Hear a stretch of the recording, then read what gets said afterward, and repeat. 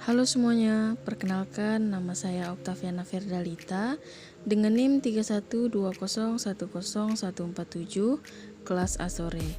Baiklah, di sini saya akan membahas mengenai kewirausahawan yang sukses. Baiklah, yang pertama yaitu mengenai pengertian kewirausahawan.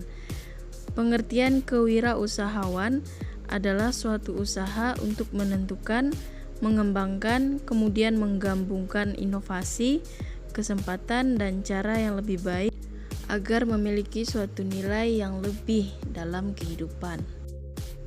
Selanjutnya mengenai pengertian kewirausahaan menurut para ahli. Yang pertama menurut Richard Cantillon 1775.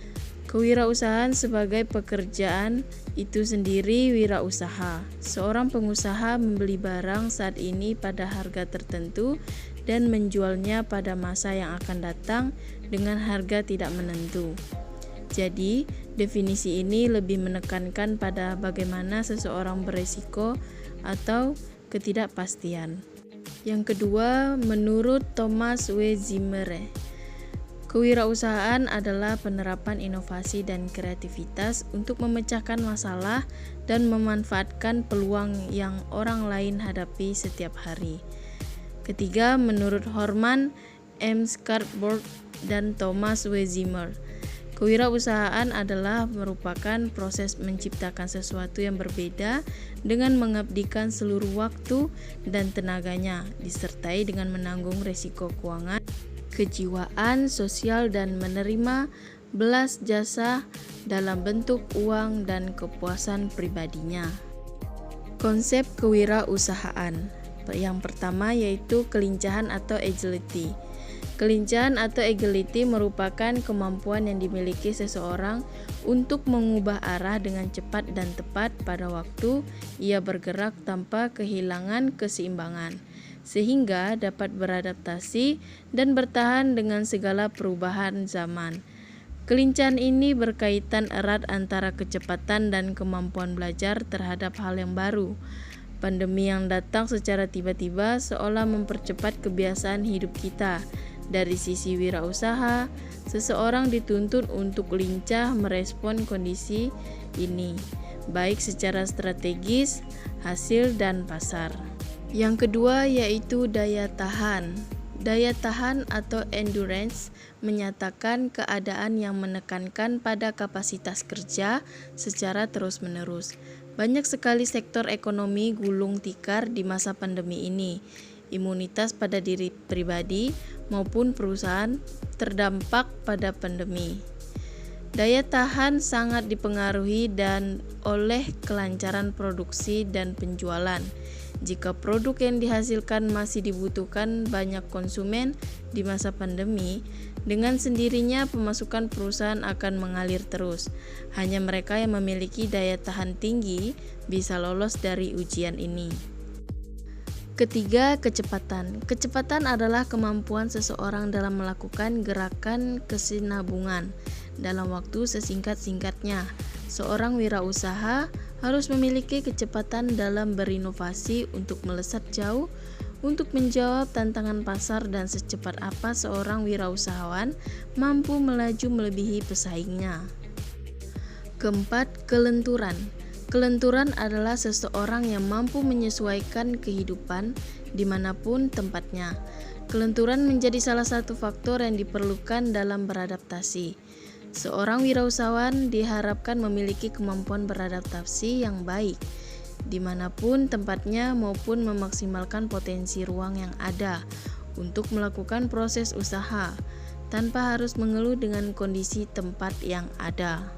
Kelima, kekuatan. Kekuatan atau strength yaitu suatu kemampuan kondisi fisik manusia yang diperlukan dalam peningkatan prestasi belajar gerak.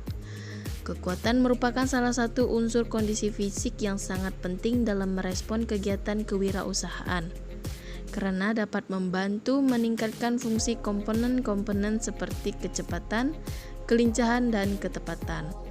Di sini saya mengambil Chairul Tanjung yang merupakan wirausahawan yang sukses.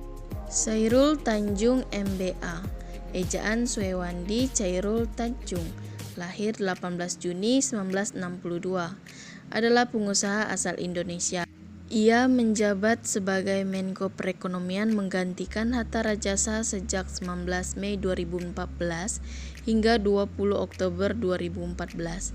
Namanya dikenal luas sebagai pengusaha sukses yang memimpin Citicorp. Chairul memulai bisnisnya ketika ia kuliah di Fakultas Kedokteran Gigi Universitas Indonesia. Sempat jatuh bangun, akhirnya ia sukses membangun bisnisnya. Kini perusahaan konglomerat miliknya Citicorp menjadi sebuah perusahaan yang membawanya beberapa anak perusahaan seperti Transcorp, Bank Mega, dan City Global Resort. Saat ini Chairul Tanjung juga menjadi jajaran direksi beberapa perusahaan, yaitu Pariyarti Sindutama, Citicorp, dan para rekan Investama. Karir dan kehidupan. Selepas menyelesaikan sekolahnya di SMA Negeri 1 Jakarta pada tahun 1981, Chairul masuk Fakultas Kedokteran Gigi Universitas Indonesia, lulus 1987.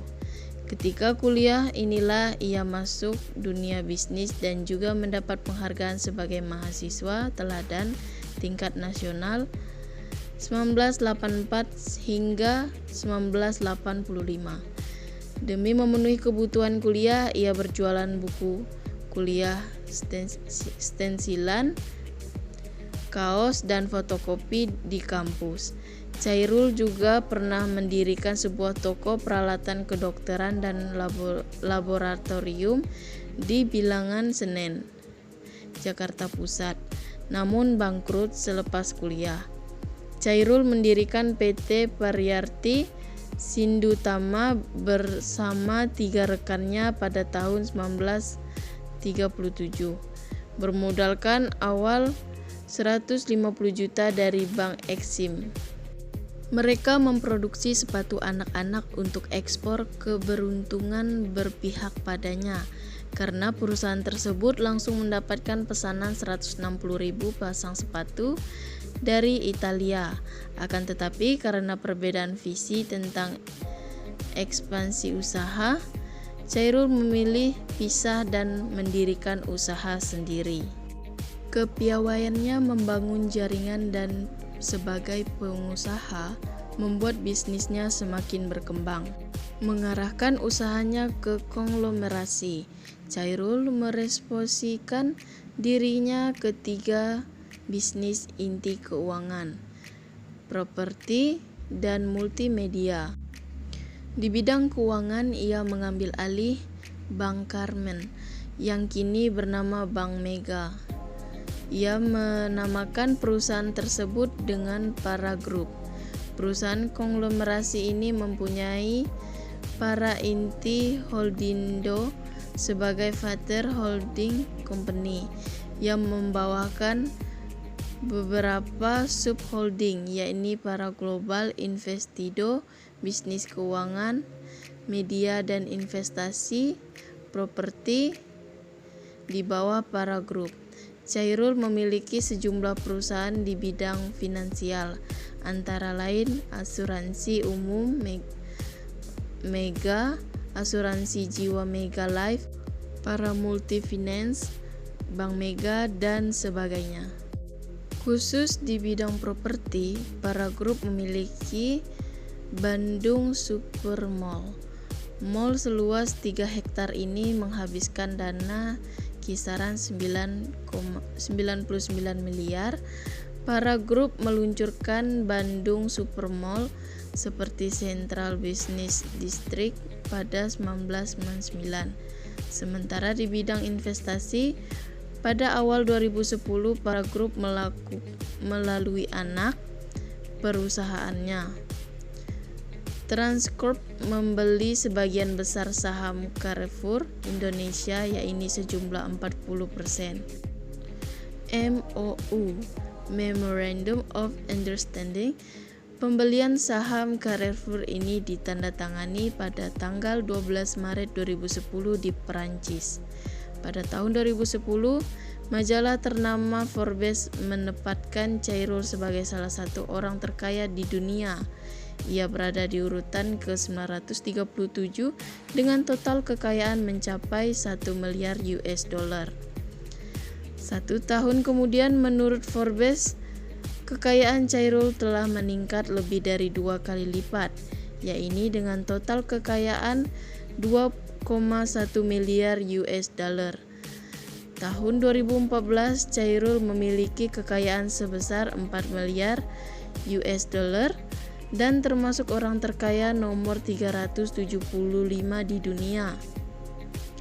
Pada tanggal 1 Desember 2011, Chairul Tanjung meresmikan perusahaan Para Group menjadi Citicorp.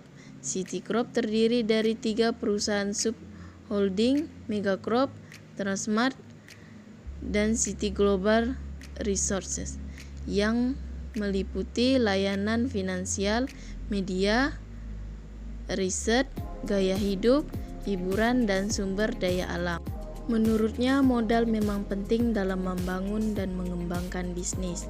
Namun, kemauan dan kerja keras merupakan hal paling pokok yang harus dimiliki seseorang yang ingin sukses. Baginya, mendapatkan mitra kerja yang handal adalah segalanya, di mana pembangunan kepercayaan sama halnya dengan membangun integritas. Disinilah pentingnya berjejaring dalam menjalankan bisnis. Dalam dunia bisnis, Chairul menyatakan bahwa generasi muda sudah seharusnya sabar dan mau menapaki tangga usaha satu persatu. Menurutnya, membangun sebuah bisnis tidak seperti membalikan telapak tangan. Dibutuhkan sebuah kesabaran dan tak akan pernah menyerah.